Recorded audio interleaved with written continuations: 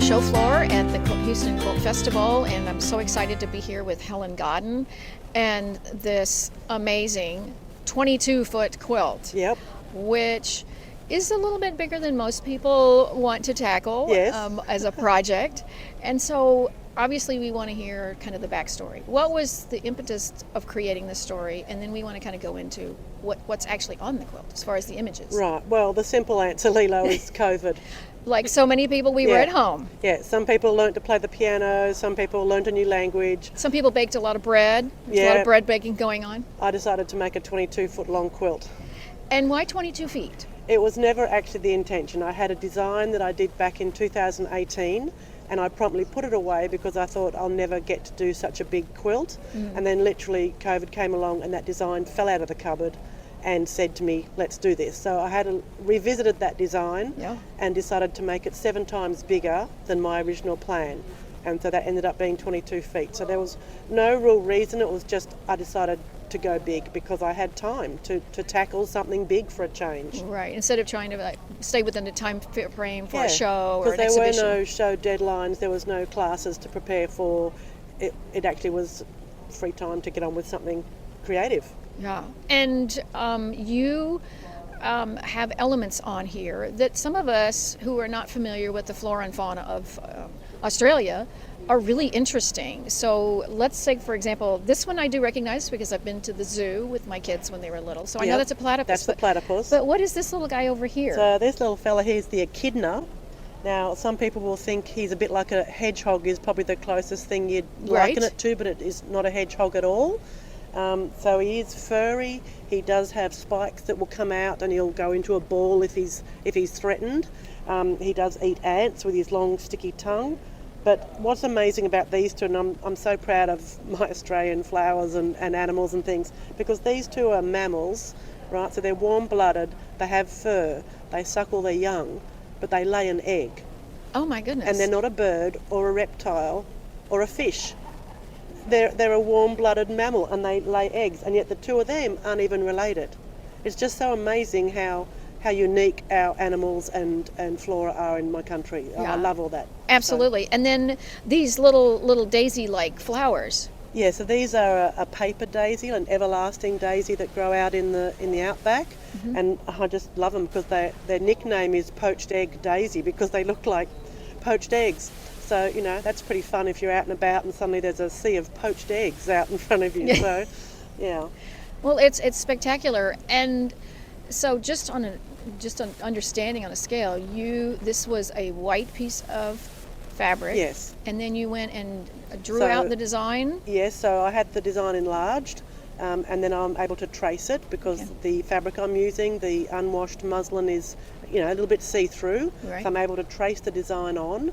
And then I've painted with dye, so that is all painted with dye. It's all one whole cloth. So there's nothing appliqued on top. No, nothing at all. And so when you get up close, you can see some areas have got a beautiful texture to them, and that's when I've added salt to the wet dye area, whereas other areas haven't got that texture because there's no salt. So you can get the different texture with salt and different techniques.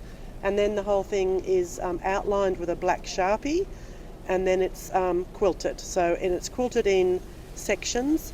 So the back of it is kind of quilt as you go, if you like. There's 7 sections on the back, because that was the part that was worrying me the most, of how on earth am I going to quilt this? I was wondering because, you'd have to have several tables stacked up so that you could at least lay this out. Yeah, so I'm not dealing with the whole thing at once. Okay. So I've sandwiched the middle section and pinned it, and then as that's quilted, I've added the next section of batting and backing and moved on. So the back is in sections, a bit like a quilt as you go, but otherwise it's whole cloth.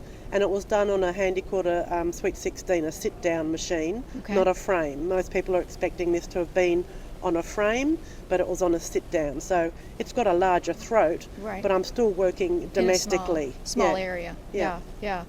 Wow. And I'm sure the big question everybody always asks is, time frame. So 75 hours of painting and 110 hours of quilting. People always ask, so I always keep a little tally, because although I did it over a 6-month period, it did not take me 6 months to do it. So I keep a little tally, because the most I can do in a day is, say, 4 hours, realistically, of quilting.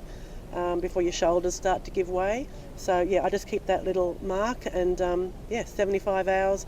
And the other stats are 17 yards of binding and 10 miles of thread. And lots of paint.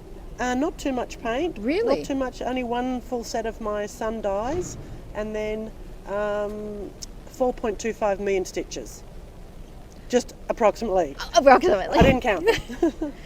Well, it is absolutely fabulous. And then the other thing that I was noticing is some of the quilting designs that you have on the various animals. Do they represent something as well? They're a little bit leaning towards an Indigenous feel, but they are by no means a copy of them. Right. It was more to the point that our animals, I didn't want to just stitch the fur on them. That's boring. I want more is more. I want to get more patterning in there. So as a way of getting more patterning, I'm identifying the muscular shapes or the cheek, whatever it might be. And even these lines here that are slightly curved helps give the roundness, because otherwise they're a very flat. oversimplified shape. It's a real cartoon simplified shape. So that quilting helps give more interest and give it a more rounded look. But I have got lots of little things hidden in there. So I've got my little spirit dancers in there. I've got kangaroos hidden in there. All sorts of things are hidden in the quilting.